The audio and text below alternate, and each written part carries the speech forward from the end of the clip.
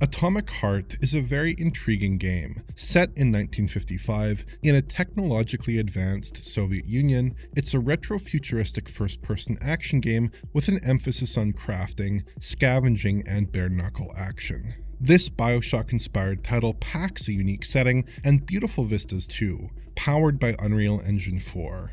At the same time, Atomic Heart is an ambitious, content-rich game from a new development studio with all the pitfalls that can bring. So does the game live up to its lofty expectations? And how does performance fare across current-gen consoles and PC?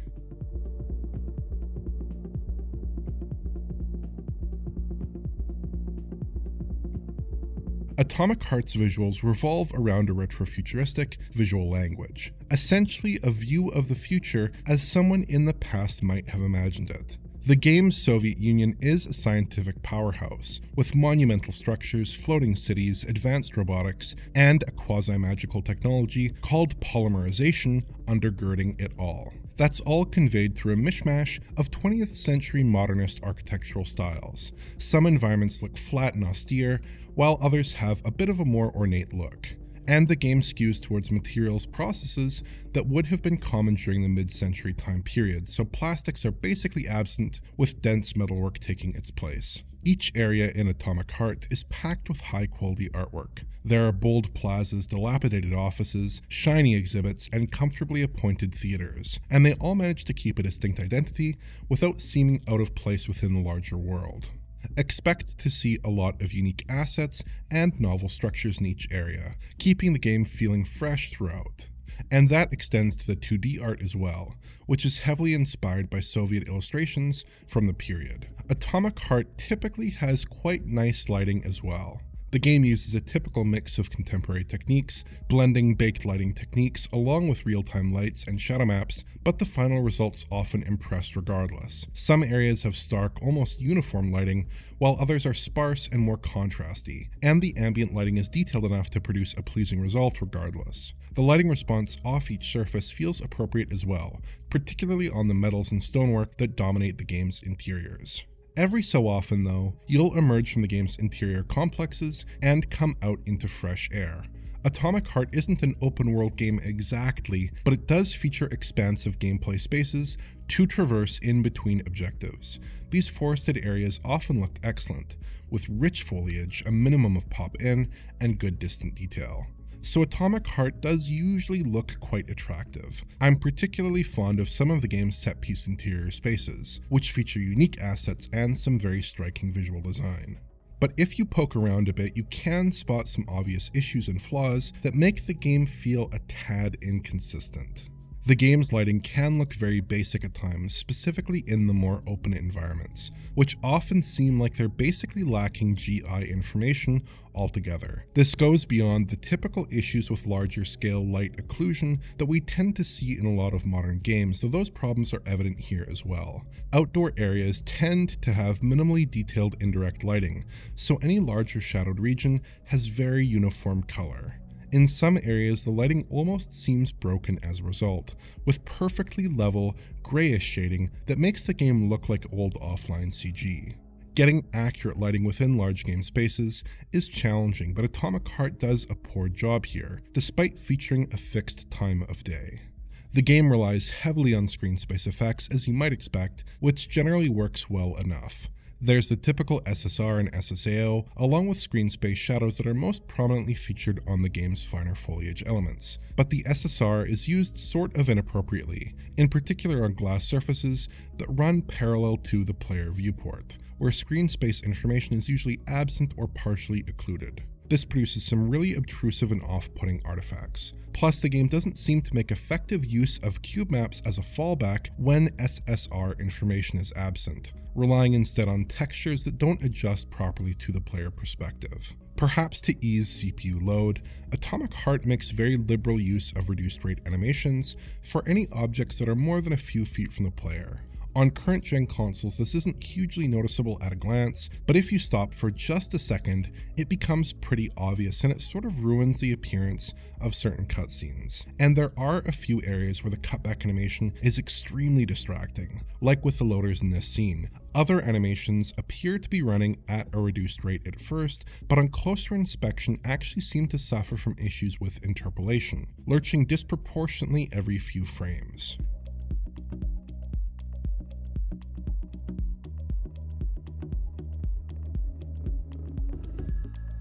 Beyond those issues, Atomic Heart is an attractive game, albeit a very cross-gen one. Don't go in expecting super detailed assets or advanced ray tracing techniques. That becomes abundantly clear if we take a quick peek at the game running on a last-gen console, which has a very similar appearance and basic visual features. Instead, current-gen consoles get image quality boosts over last-gen hardware, plus a 60 FPS framerate target in their sole visual mode. Although there are some caveats to that, as we'll get to in a moment. On PS5 and Xbox Series X, image quality is clean and sharp throughout. We're looking at a 2160p typical resolution here, backed up by what appears to be Unreal's TAA. There is some dynamic resolution in play, but it's quite conservative. This is usually a full 4K.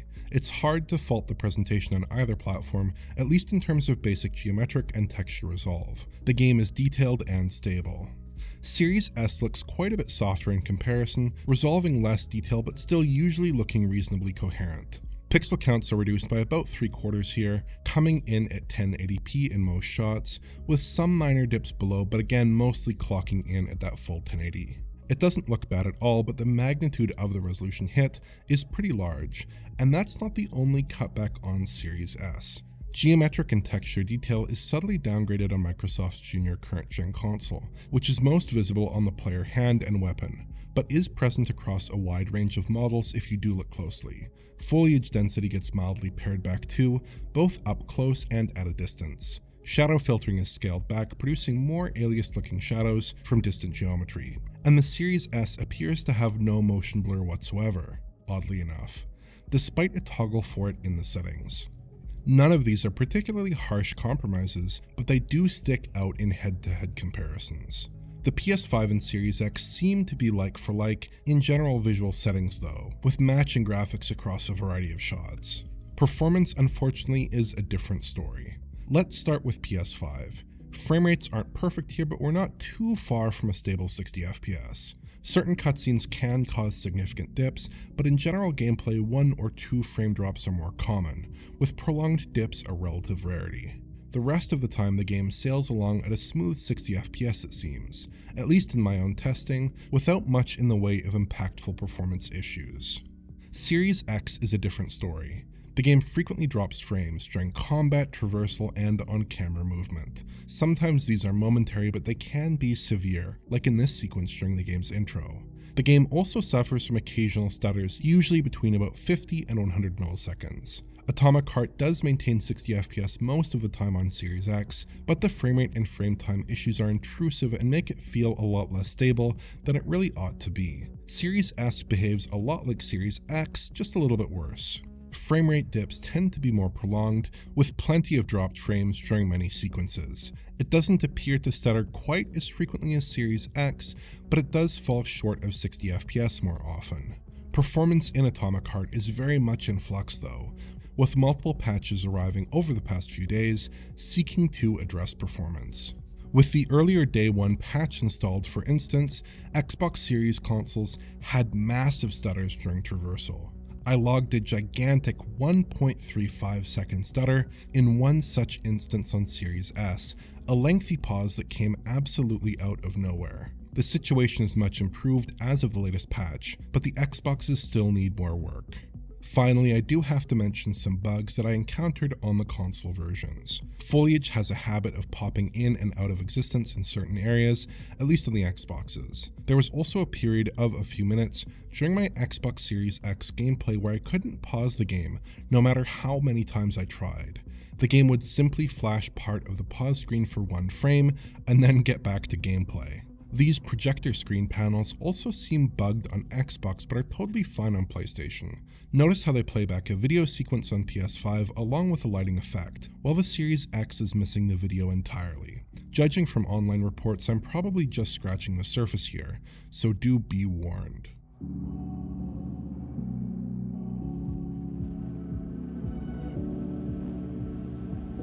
So that's Atomic Heart on current-gen consoles, but what about PC? There is something that we have to get out of the way first. Atomic Heart was one of the first games announced to use ray tracing, with the developer promising RTAO, RT reflections, and RT shadows all the way back in August of 2018. In 2019, a downloadable demo of the game featuring ray tracing was released, and in the interim the game has been heavily promoted, advertising its ray tracing capabilities. But the feature seems to have been unceremoniously dropped for the game's launch. There was some initial confusion online about the presence of good-looking reflection effects in the game's introduction sequence, but these appear to be planar reflections, not ray-traced reflections, and appear on all platforms, including the last-gen consoles.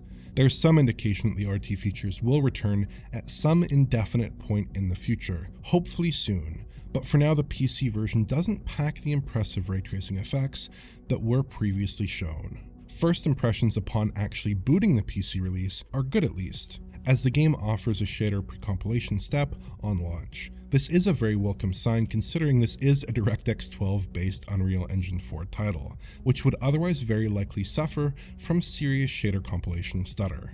On my i7-13700K and RTX 4090 based system, this took a relatively speedy 3 minutes and 8 seconds. I played through roughly the first hour of the game at 4K 60 at maximum settings and had a mostly stutter-free experience. There were 3 50 millisecond stutters throughout my initial capture, which seemed related to shader compilation and didn't reoccur when I tried to replicate them. There was a brief clutch of dropped frames during an early cutscene, though again this disappeared on a second run, and there were a few other minor cutscene framerate drops as well. It seems like perhaps the pre-compilation is a bit under-inclusive at the moment, though the stuttering issues are far less severe here than in most other UE4 titles. Comparing the maxed out PC version at native 4K against Xbox Series X, we get a pretty solid range of visual improvements. Shadow resolution is increased with no apparent aliasing and a much cleaner representation of fine detail. Foliage density is increased both up close and at range. Screen space reflections are upgraded, more realistically diffusing along rougher surfaces. Plus, the ambient shading looks much more realistic to my eyes, particularly in the game's outdoor areas. This appears to largely stem from better SSAO, which offers thicker coverage with a fairly accurate look. So the console's key visual fault is addressed to some degree on PC, even in its current rasterization-only state. I'm sure there are other upgrades, but those are the ones that stood out in head-to-head comparisons. Unfortunately, you can't overcome all the faults of the console releases. The reduced rate animation is still pretty obnoxious sometimes, even on the highest settings, but it's definitely a substantially better looking game. There are a handful of PC exclusive features here as well. On the image quality front, DLSS 2 is here alongside FSR 1. DLSS 2 quality at 4K generally offers a cleaner image than native resolution rendering with TAA, with a more stable resolve of fine details. DLSS balanced and performance are slightly less clean, but still look preferable to my eyes over a native 4K presentation. DLSS 2 comes highly recommended here, and I was able to hit a solid 4K 120 with DLSS quality on my 4090 based system, which looked and felt fantastic. FSR 1 offers a decent enough solution to scale rendering resolution without affecting the UI, but beyond that it's not particularly exciting, with progressively poorer image quality in line with base rendering resolution. It's a shame that FSR 2 isn't here. Again, this is another feature that was promised, but isn't in the game quite yet. DLSS 3 frame generation is also available, which produces good results here, I would say. Even using it to bring 30 FPS to 60 FPS as I'm doing here looks pretty solid and holds up well enough, at least at a typical TV viewing distance. You can pick it apart in stills, of course, but the moment-to-moment visual experience is very similar to a conventional 60 FPS presentation. Some of the in-game UI elements do exhibit problems with frame generation enabled though, specifically the waypoint markers. These tend to artifact quite badly in the generated frames, and look jittery and unstable in motion. Other PC settings are fairly straightforward and mostly perform as advertised. The final omission at the moment is the lack of built-in ultra-wide support, although this is something that again is promised for future releases.